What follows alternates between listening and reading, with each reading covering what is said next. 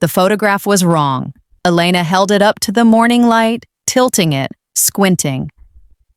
Her husband's face, the one she'd kissed every morning for 23 years, smiled back at her from the newspaper. Local accountant found dead in office. The headline tasted like copper.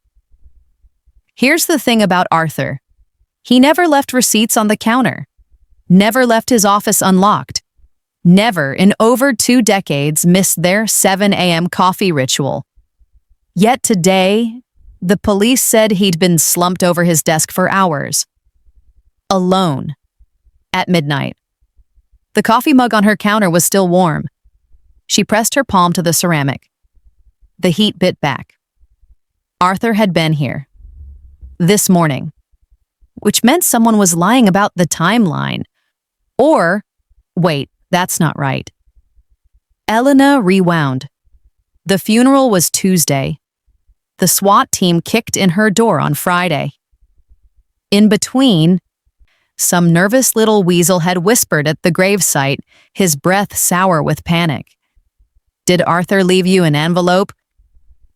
She'd ignored him. Big mistake. Because 3 hours after his visit, a lawyer showed up with a USB drive and a note that made her stomach drop through the floor. "It's all balanced, Ellie. You just have to press send." Elena never pressed send. She'd stared at that blinking cursor for 47 minutes. Yes, she counted, because when your world is collapsing, you cling to stupid details like seconds ticking past before slamming the laptop shut. The USB drive was still plugged in when the battering ram hit her front door. 3:52 a.m. She knew because the digital clock on the microwave exploded in green shards when the first agent's boot connected with the kitchen counter. "Hands, show me your hands." Her palms went up, automatic, like she'd rehearsed this. She hadn't. The cold bit first, tile floor against her cheek, her nightgown riding up as someone's knee dug into her spine. Zip ties, the plastic kind that leave purple welts. She'd see them later in the holding cell and wonder why they made them so tight, as if a 56-year-old woman in a flannel nightgown was going to sprint away from a SWAT team. "Elena Vance, you're under arrest for wire fraud, money laundering, and conspiracy to commit—" The rest dissolved into legal static. Her brain caught on one word, "your." Not "we believe" or "we suspect," "your." As in, done deal. As in, we've already decided. They hauled her up. The living room looked wrong in the floodlights. Too bright, too exposed, like someone had ripped the roof off her life and was shining a spotlight on every crack in the foundation. Agents were tearing through Arthur's study, dumping file cabinets, ripping drawers from the desk. One of them held up her wedding photo, the one from Santorini, where Arthur's smile looked sun-drunk and genuine, and bagged it as evidence. "Ma'am, do you know where the offshore accounts are held?" She didn't answer. Couldn't. Her mouth tasted like metal, and her vision kept tunneling down to a pinpoint, then snapping back wide. Then she heard it. Outside. A sound like radio static mixed with something animal. Shouting. The agent gripping her elbow steered her toward the front door. She tried to pull back. "Wait, I need shoes." "You don't need shoes." The porch light hit her face like a slap. For a second, she couldn't process what she was seeing. Her neighbors, dozens of them, lining the sidewalk in robes and sweatpants, holding phones up to record. Mrs. Chen from next door had tears streaming down her face. Bob Kowalski, who'd barbecued with Arthur every 4th of July for 15 years, was screaming something about his daughter's college fund. And they were clapping. Slow, sarcastic, vicious. Elena's knees buckled. The agent caught her, but barely. Someone threw something, a rotten tomato maybe, that splattered against the agent's shoulder. The crowd surged forward, and more cops appeared, forming a human barrier. "You think we didn't know?" Bob's voice cracked through the chaos. "You lived like a queen while we bled." Elena wanted to scream back, I didn't know, but the words shriveled in her throat because even as she thought them, she could hear Arthur's voice from 2 years ago laugh bragging at a dinner party about his good instincts with money. She'd smiled, poured more wine, never asked. The wine had been a Merlot. $18 a bottle from Costco. Elena remembered because she'd bought 6 cases for Arthur's funeral reception, thinking it was generous, thinking people would appreciate the gesture. 4 days earlier, before the raid, before Bob Kowalski's spit-flecked rage, back when she still believed her husband was a good man who died of a heart attack at his desk, tragic but clean. The funeral home smelled like carnations and carpet cleaner. Elena had sat in the front row wearing her black Talbot's dress, the one Arthur always said made her look distinguished, and listened to person after person lie about her dead husband. Arthur was a pillar of this community. His integrity was unmatched. He handled our charity's finances with such care. That last one came from Father Dominic, who ran St. Michael's Food Bank. The same food bank Arthur had allegedly embezzled $73,000 from, though Ilana didn't know that yet. She just knew the priest's voice cracked when he said, care, and she'd thought it was grief. Stupid. So stupid. The receiving line lasted 2 hours. Handshakes. Hugs that lasted a half-second too long. Elena's face hurt from holding the expression, mournful but composed, devastated but dignified. She'd practiced it in the bathroom mirror that morning because even in grief you perform. Then he showed up. Short guy, 50s. Thinning hair slicked back with too much gel. He waited until the crowd thinned, lingering by the guest book, pretending to sign it but really just hovering. When Elena finally stood to leave, he intercepted her near the casket.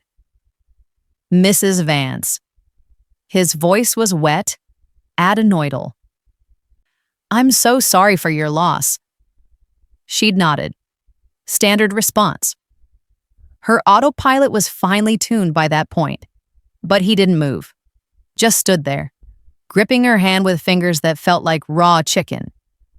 His eyes kept darting to the casket, then back to her face. Did Arthur... He swallowed. His Adam's apple bobbed twice. Did he leave anything for me? An envelope, maybe? Or a key? Elena pulled her hand back. I'm sorry, do I know you? Martin. Martin Geisler?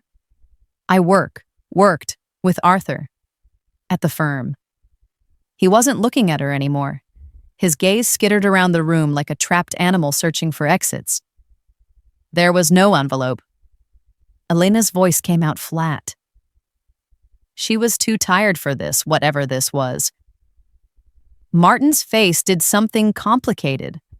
Relief mixed with panic, mixed with something else Elena couldn't name. If you find one, he whispered, leaning in close enough that she could smell his coffee breath. Don't open it. Just burn it, please. Then he was gone. Disappeared into the crowd of mourners before Elena could ask what the hell he meant. She'd forgotten about it by the time they lowered Arthur's casket into the ground. Forgotten about it until 3 days later, when the lawyer showed up with that USB drive, and Martin's whispered warning suddenly sounded less like paranoia and more like prophecy. The lawyer didn't burn anything. He showed up on Thursday afternoon, 2 days after the burial, 1 day before the raid, carrying a leather messenger bag that looked expensive in a way that made Elena distrust him immediately. He introduced himself as Stuart Chambers, Arthur's estate attorney, which was news to her since she'd always handled their wills through that strip mall place near the Trader Joe's. Your husband retained me separately. Stuart's smile was professionally sympathetic. Practiced. For certain sensitive matters. Elena let him in because what else was she supposed to do? The house still smelled like funeral flowers. lilies rotting in vases she kept forgetting to empty. Stuart didn't sit, just stood in the entryway, pulled a small USB drive from his bag, and held it out like he was handing her a live grenade. He left instructions, very specific ones. Stuart's hand was shaking, barely but enough that Elena noticed. "I'm to give you this and tell you," his exact words. "It's all balanced, Ellie. You just have to press send." The USB was blue, cheap plastic, the kind you get in bulk from Amazon. Elena took it because her hand moved before her brain caught up. Press send on what? "I don't know." Stuart was already backing toward the door. "I was paid not to ask questions, Mrs. Vance. I'd suggest you afford yourself the same courtesy." Then he was gone, left her standing there with this tiny piece of plastic that weighed nothing and somehow everything. Elena stared at it for 10 minutes, turned it over in her palm. Arthur's handwriting was on a piece of masking tape stuck to the side. "Ellie, final gift." Her laptop was in the kitchen. She sat down, plugged it in. The drive mounted with a soft click. One folder. No password. Inside, a single Excel spreadsheet titled Reconciliation Final XLSX. She double-clicked. The screen filled with names. Hundreds of them. Names she recognized. Bob Kowalski, Mrs. Chen, Father Dominic, Martin Geisler. Next to each name, an account number, a date, and a balance. Every single balance was negative. Elena scrolled. Her hand on the trackpad felt numb, disconnected. The numbers kept getting bigger. Negative 5,000. Negative 22,000. Negative 87,000. She reached the bottom and the sum auto-calculated in the corner. 1,247 has 983 where's 54. $12 million. Her vision tunneled. She had to grip the edge of the table to stay upright. At the bottom of the spreadsheet, a single macro button in bright red, Execute Restitution. Press send. Elena's mouth filled with saliva, the kind that comes right before you vomit. She swallowed hard, scrolled back up to the top of the list, started reading names more carefully.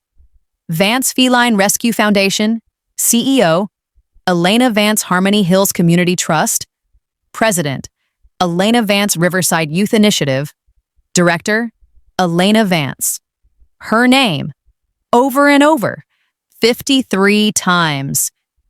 She'd never founded a charity in her life, never even volunteered at one unless you counted that bake sale in 2003. Arthur had built her a paper empire, made her the architect of her own destruction. The bake sale had raised $400 for the elementary school library. Elena remembered because she'd made 72 cupcakes and her hands had cramped for 2 days afterward. Arthur had laughed, called her ambitious, said she should start a charity if she liked feeding people that much. She'd laughed too, kissed his cheek. Never thought about it again. Until now. Until she was staring at Vance Feline Rescue Foundation and realizing her husband had taken that throwaway joke and weaponized it. Elena clicked on the first shell charity, a PDF loaded, incorporation documents filed with the state of Delaware 3 years ago. Her signature was at the bottom.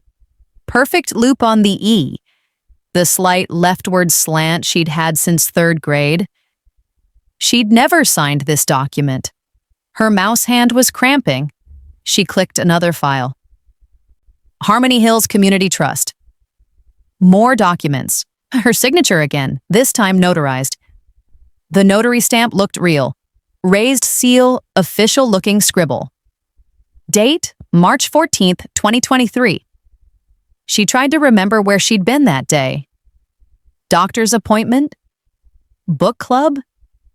Arthur had been home, said he was organizing tax documents. The pattern emerged as she clicked through file after file. Each charity had the same architecture. Elena listed as CEO or president or director, always with her signature on the incorporation papers, always notarized, always legitimate looking enough to pass a casual audit.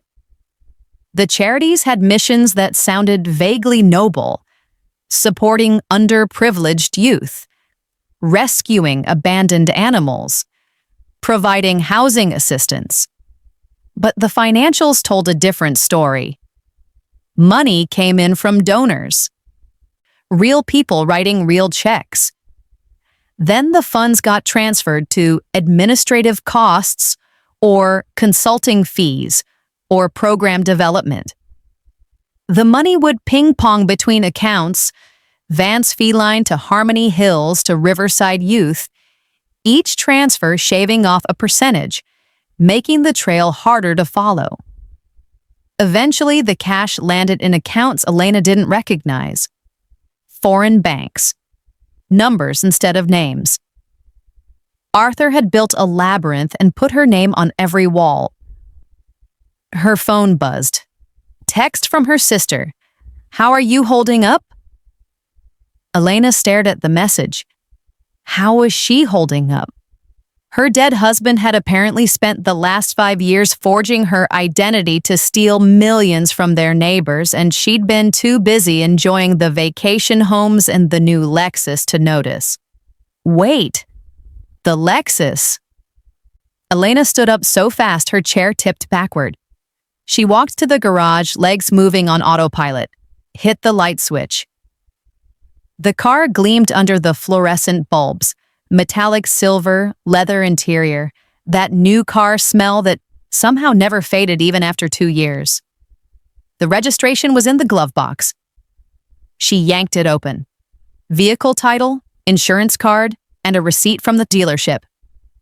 Purchase price, $67,000. Payment method, wire transfer from Harmony Hills Community Trust. She'd driven to Arthur's funeral in a car bought with stolen money, cried in the driver's seat, adjusted the rearview mirror with hands that were somehow complicit, even though her brain had no idea. The rearview mirror had a crack she'd never noticed before. Spiderweb fracture in the upper right corner, probably from when the SWAT team had shoved her against the hood during the arrest. Now she was staring at a different mirror. Two-way glass in an FBI interrogation room that smelled like industrial cleaner and someone else's fear. Elena had been sitting here for 3 hours. No water, no bathroom break, just her and the metal table and a clock on the wall that ticked loud enough to make her teeth hurt. Agent Morrison finally walked in at 11:47 a.m., tall, mid-40s, with the kind of jaw that looked chiseled for courtroom testimony. He dropped a manila folder on the table. It landed with a slap that made Elena flinch. "Let's skip the part where you pretend you don't know why you're here." Morrison pulled out the chair across from her but didn't sit. Just stood there, looming. $12 million, Mrs. Vance. 53 shell corporations. 412 victims. Elena's voice came out scratchy. Your name is on every incorporation document. Morrison opened the folder. Started laying out papers like he was dealing cards. Photo after photo of her signature. Your name is on the bank accounts. Your name is on the lease for the Delaware P.O. box where the checks were collected. I never signed. We have notarized documents. Morrison's finger jabbed at one of the papers. Are you telling me this isn't your signature? Elena looked. The loop on the E, the leftward slant. It was hers. Except it wasn't. Arthur must have forged. Morrison laughed. Sharp. Mean. Arthur Vance was a nice guy. You know how many people we interviewed? 47. Every single one said the same thing. Arthur was kind, generous, couldn't hurt a fly. He leaned forward. His hands were flat on the table now, bracketing the photos. But you? Nobody had much to say about you, quiet. Kept to yourself? Never volunteered? Never joined the PTA? Never made friends? That's not... You know what that tells me? Morrison's voice dropped to something almost conversational, worse than the yelling. It tells me you were smart enough to stay invisible while your husband played the fool. The nice accountant who everyone trusted. The perfect cover. Elena's hands were shaking. She laced her fingers together to make them stop. I didn't know about any of this until 3 days ago. Convenient timing, right after he dies. Morrison pulled out another photo. This one was different. A surveillance shot of Elena and Arthur at a restaurant. Somewhere tropical. Palm trees in the background. This is from your anniversary trip to Costa Rica. 2 years ago. Ring any bells? The restaurant had served ceviche. Arthur had ordered champagne. They'd watched the sunset, and he'd held her hand across the table. We visited Costa Rica on vacation, yes. Vacation. Morrison's smile didn't reach his eyes. Or were you scouting locations for your retirement villa? The one your husband was trying to buy with the final wire transfer before everything collapsed? Elena's stomach dropped. What villa? Don't insult my intelligence. I don't know about any villa. Morrison slid another photo across the table. Beachfront property, modern architecture, palm trees, a price tag in the corner, $3.2 million. Title was supposed to transfer to A. Vance and E. Vance on December 3rd. Your husband wired the down payment from one of your Shell accounts. Morrison tapped the photo. Except he fat-fingered the routing number. Sent $500,000 to a credit union in Nebraska instead of the escrow company in San Jose. Bank flagged it. Here we are. Elena couldn't breathe. The room was shrinking. I didn't know, she whispered. 20 years, Mrs. Vance. You're telling me you lived with this man for 20 years and never once questioned where the money came from? The answer stuck in her throat. Because the truth was ugly, she hadn't wanted to know. Wanting to know and choosing not to know, there's a difference, but Elena was starting to realize it didn't matter. Ignorance stops being innocent the second you benefit from it. They'd released her on bail 16 hours after Morrison's interrogation. $50,000 posted by her sister, ankle monitor clamped above her left foot like a plastic shackle. The judge had called her a flight risk. Elena almost laughed. Where was she supposed to flee to? The Costa Rica villa Arthur had tried to buy for his mistress? She'd learned about the mistress during hour 5 of questioning. Morrison had seemed disappointed when Elena vomited into the trash can. Like he'd wanted her to be tougher, colder, more criminal. Home was worse than the interrogation room. Elena stood in her driveway at 9 p.m., staring at the house she'd lived in for 18 years. Someone had spray-painted "thief" across the garage door in red letters 3 feet tall. The rose bushes she'd planted last spring were torn out, scattered across the lawn in clumps of dirt and broken stems. Her key stuck in the lock. She had to jiggle it twice before the door opened. The living room looked like a crime scene. Furniture overturned, drawers dumped out. The FBI had executed their search warrant with enthusiasm, but this felt different. Personal. Someone had taken a knife to the couch cushions. Stuffing bloomed out like guts. Elena's phone buzzed. Unknown number. She almost didn't answer. You've got some nerve coming back here. The voice was female, shaking with rage. We know where you live, Elena. We know what you did.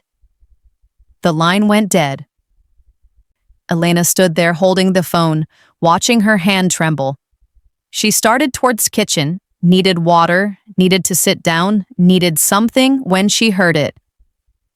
Footsteps on the porch. She froze, listening. The footsteps stopped. Silence stretched out for 3 seconds.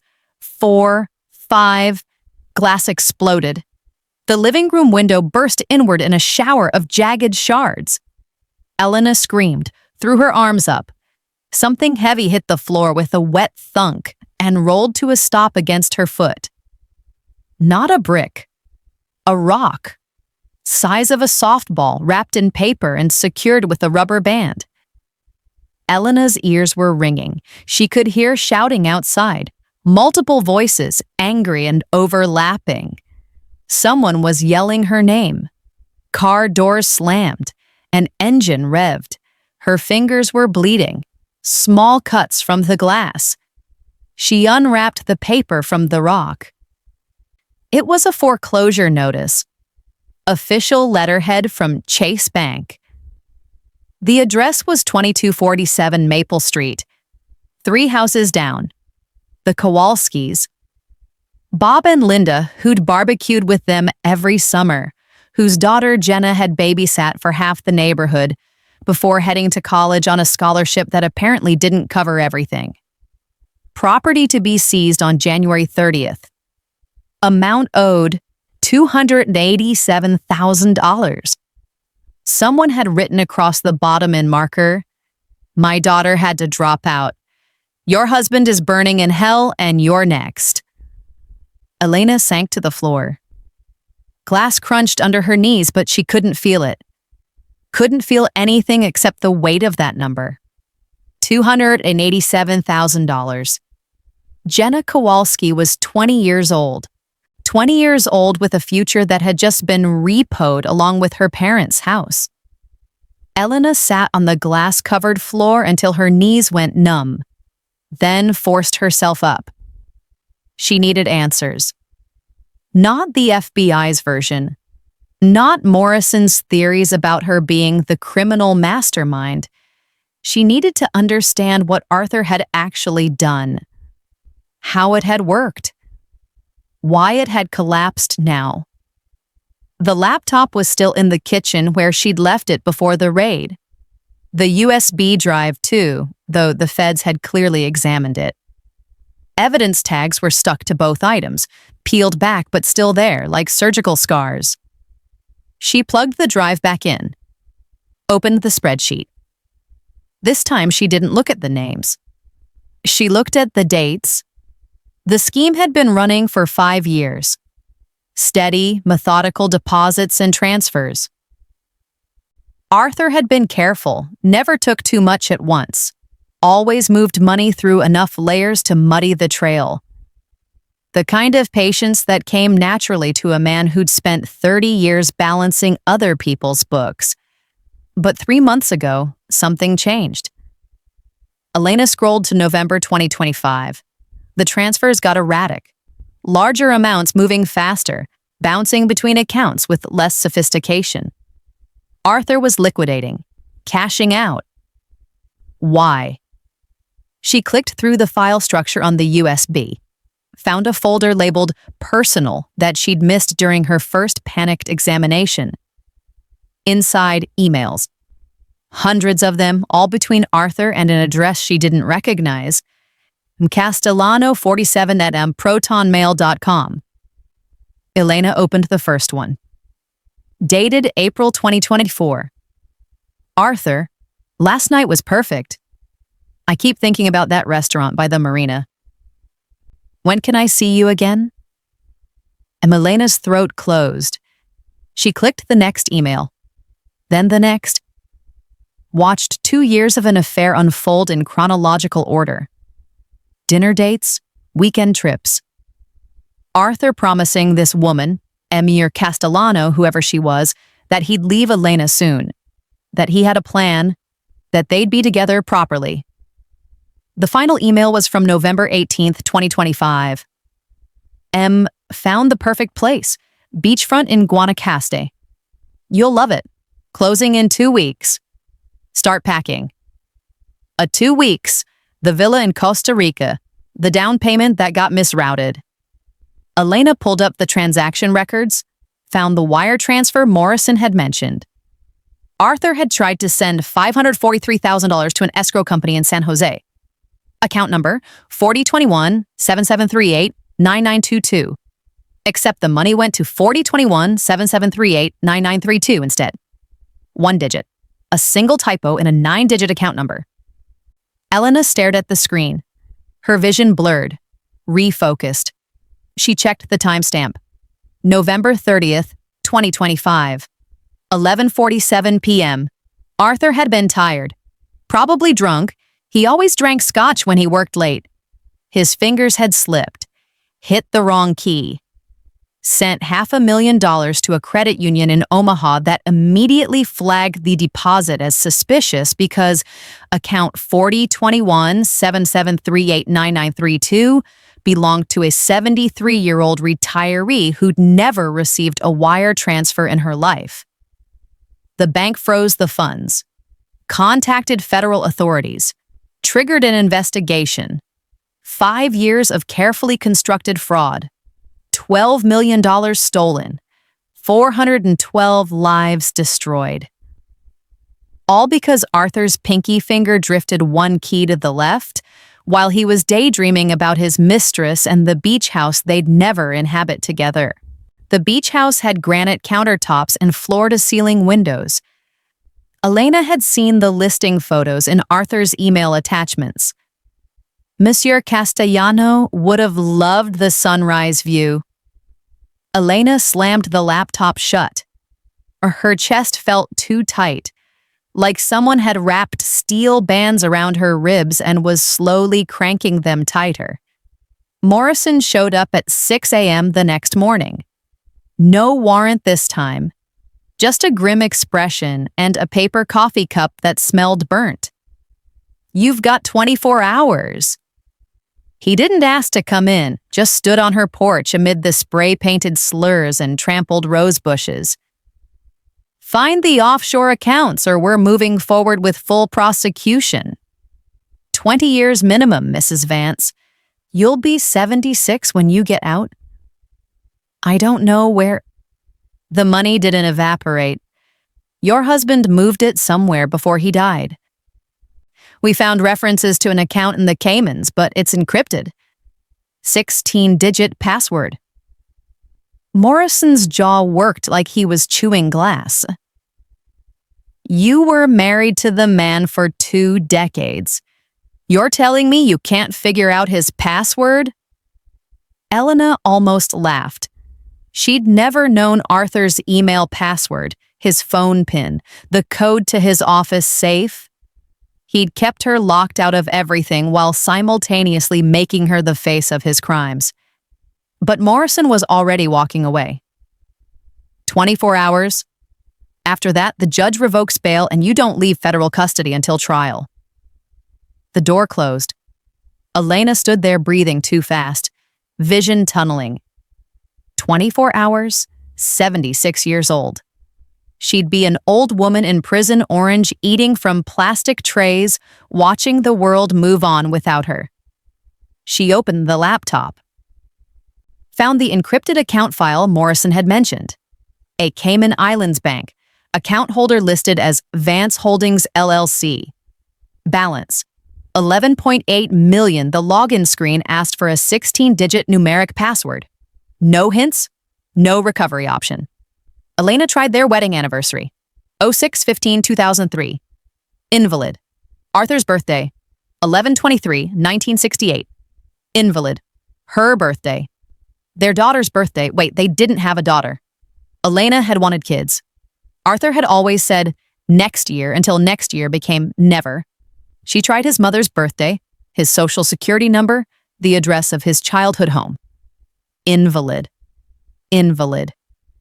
Invalid. 2 hours passed. then 4. Elena's eyes burned from staring at the screen. Her coffee had gone cold 3 cups ago. Think. Arthur was meticulous, detail-obsessed. He'd built a 5-year fraud scheme on the foundation of perfect record-keeping. His password wouldn't be random. It would mean something.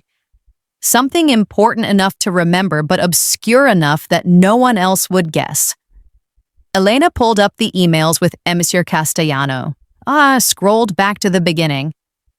The first message was dated April 7th, 2024. The affair had started then, but that wasn't the beginning of Arthur's deception. The Shell charities went back 5 years. Elena opened the spreadsheet, found the first transaction, January 22nd, 2020. A deposit from Bob Kowalski into Vance Feline Rescue Foundation. What had happened on January 22nd, 2020? Elena racked her brain. Nothing. Just another Wednesday. She'd probably gone to yoga, made dinner, watched TV with Arthur on the couch. Wait. She pulled up her photo library on her phone. Scrolled back. January 2020. There, a picture from January 18th. Elena and Arthur at Santorini Blue, the Greek restaurant downtown. She was wearing her blue dress. Arthur was smiling at the camera, holding up a glass of wine.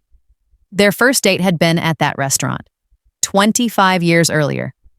Elena's hands were shaking. She pulled up a calendar. January 18th, 1995, Wednesday. They'd met at 7:30 p.m.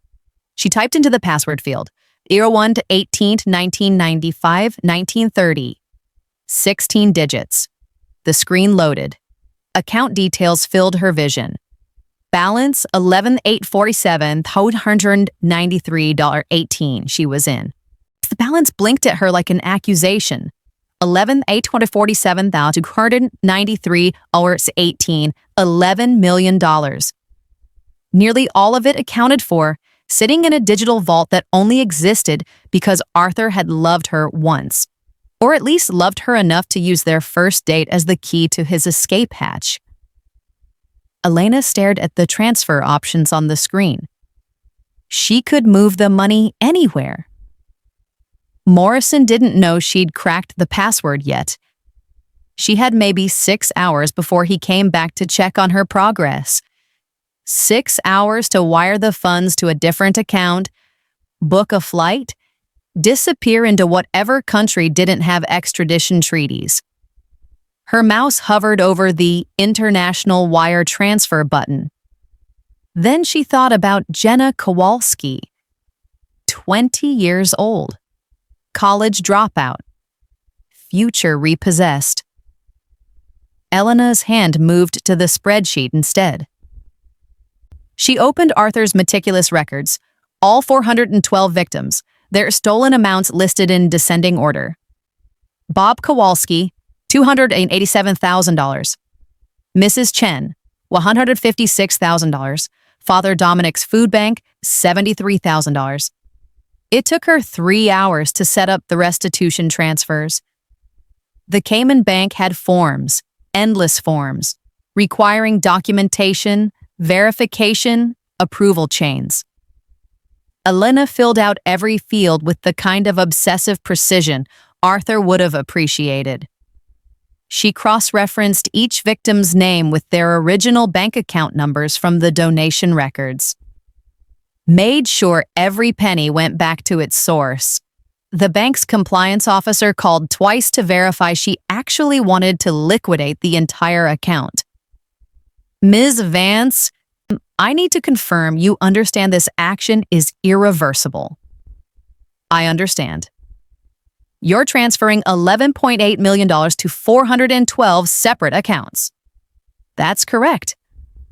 And retaining nothing for yourself. Elena looked around her destroyed living room. The slashed couch, the shattered window still covered with cardboard and duct tape. I don't want his money. The transfers processed at 4:47 p.m. Elena watched the balance tick down. $11 million, $8 million, $5 million, $2 million, $847,293.18. Her phone rang immediately.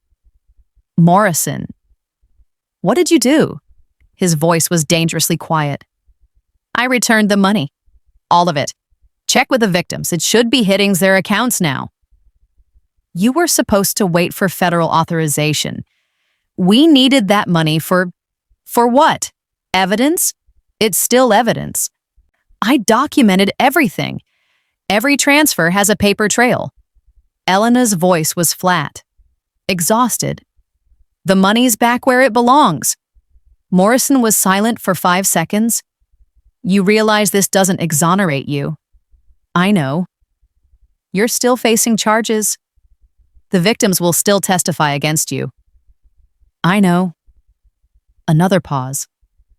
Why did you do it? Elena thought about that. About the Lexus in her garage bought with stolen money. About the vacation to Santorini and the anniversary trip to Costa Rica. About 20 years of living in comfort while her husband built an empire of lies using her face. Because keeping it would have made him right about me, she finally said. Morrison hung up. Elena sat in the kitchen as the sun set. She still had to sell the house, the car, the jewelry, anything Arthur had purchased with fraud money. Her lawyer said she'd probably end up with nothing. Less than nothing, actually, since legal fees were already eating through her sister's savings. But when Elena went to bed that night, on an air mattress in the spare room, her real mattress had been slashed during the break-in, she slept without dreaming for the first time in weeks. The air mattress had a slow leak. Elena woke up every morning with her hip pressed against the hardwood floor. The vinyl deflated beneath her like a metaphor she was too tired to unpack. 6 months after the liquidation, she was living in a studio apartment above a laundromat in the part of town she used to drive through with her car doors locked. The place smelled like detergent and mildew. Rent was $875 a month, exactly half her salary from the cashier job at Food Lion. The plea deal had come through in March. Morrison had pushed for prison time, but the prosecutor was pragmatic. Elena had returned the money, cooperated fully, and had no criminal history. She got 5 years probation, 2,000 hours of community service, and a felony record that ensured she'd never work in finance or education or anywhere that required a background check. The red vest she wore at Food Lion had a name tag that said Elena in crooked letters. She scanned groceries, bagged produce, smiled at customers who didn't recognize her, though sometimes she caught people staring, trying to place her face. Last week, Jenna Kowalski came through her checkout line. Elena had frozen, hand hovering over a box of pasta. Jenna looked different, thinner, tired around the eyes. She was buying ramen and store-brand energy drinks. College student food, except Jenna wasn't in college anymore. Hi. Elena's voice came out wrong, too quiet. Jenna looked up from her phone. Recognition hit like a slap. Her face went hard. You've got some nerve, I know. Elena kept scanning items. Beep, beep, beep. I know I do. Jenna's hands were shaking. My dad had a heart attack in April. Stress-induced. He's fine now, but the medical bills? I'm sorry. Sorry doesn't... Jenna stopped. Her jaw worked. The money came back. All of it. Dad was able to keep the house. Elena nodded, scanned the last item. Your total is $23.47. Jenna paid in cash, grabbed her bags, stood there for a second like she wanted to say something else. Then she just left. Elena went on break 10 minutes later and cried as the bathroom stall. Not because Jenna had been cruel, she hadn't been, not really, but because Elena had spent 23 years married to a man she'd thought she knew, and the only true thing he'd ever given her was a destruction so complete it had forced her to rebuild from nothing. She clocked out at 9 p.m. Walked home because she didn't own a car anymore. The laundromat below her apartment was still open, machines humming their monotonous rhythm. Elena climbed the stairs, unlocked her door. The studio was small enough that she could see everything from the entrance. The air mattress, the mini fridge, the single window that overlooked the parking lot. She sat on the deflated mattress, pulled out the notebook she'd started keeping, a ledger of her own, tracking every dollar she earned and spent. The columns were perfect, balanced to the cent. Arthur had spent his life counting what he had. Elena was spending the rest of hers counting what she had left. Honesty, exhaustion, and the particular kind of peace that comes from knowing exactly how much you're worth. Turns out it's $9.85 an hour plus tips. If you've ever trusted someone completely, only to realize you never really knew them at all, this story probably hit differently. Elena's not a victim. She's not a villain. She's the person in the middle who has to figure out what complicity actually means when ignorance felt like love. I don't make these videos to rack up views. I make them because financial fraud doesn't just destroy bank accounts. It destroys the small, ordinary moments that make up a life. The anniversary dinners that were actually money laundering trips. The wedding ring bought with a neighbor's pension. The comfortable silence that was just silence. If that kind of storytelling matters to you, the kind that doesn't give you easy answers or neat villains, then subscribe. Because next week we're going deeper, not into another fraud case, but into the psychology of the accomplice who didn't know they were one. Hit the notification bell if you want to be here when that drops. And if Elena's story made you think twice about what you choose not to ask in your own life, leave a comment. I read every single one. See you next time. Or don't. Either way, the truth doesn't need your permission to exist.